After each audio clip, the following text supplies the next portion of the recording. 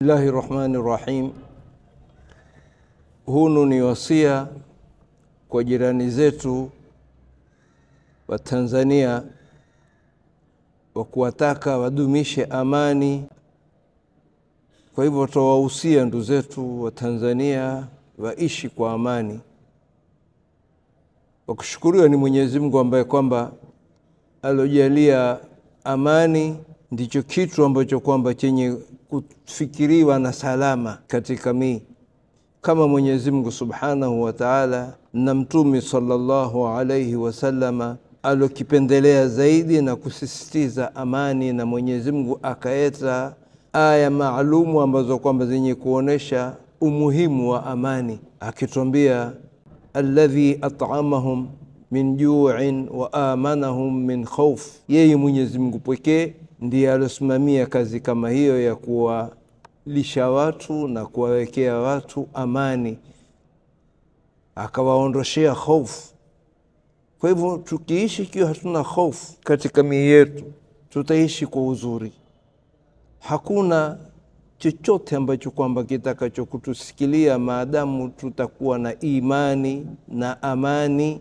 Tuweza tukapiga kura na tukalisikilia lile ambalo kwamba tulitaka, kila mmoja kwa kutumia kura yake. Tukitumia kura, kila mmoja aweza akatumia kura yake baada ya kuangalia mahala ambapo kwamba ndipo patamfaa, aweze kumpigia kura ule ambaye kwamba aona huyo atanifaa. Na ni kura tu ndiyo kitu ambacho kwamba chenye uamuzi katika mateuzi yetu wenyewe, tuteua nani, tutamteua nani. Kura ndio kitu pekee. Katika mnasaba huu mkubwa ambao kwamba ni mnasaba wa uchaguzi, tuweni na hadhari kuangalia kipi kitafaa na tujeze kudumisha amani. Tuone kuwa tumefanikiwa katika mambo tuyatakayo.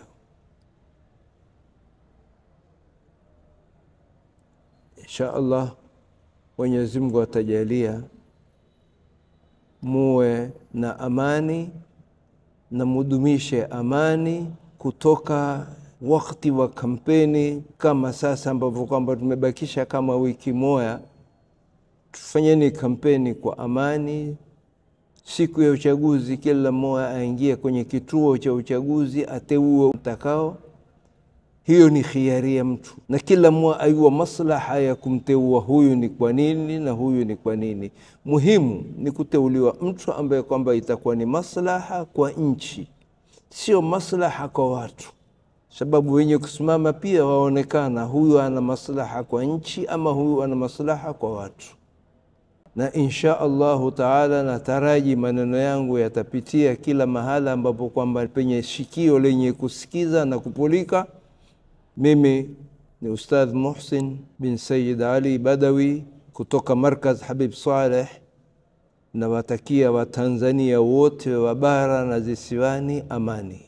Assalamu alaikum wa rahmatullahi wa barakatuh.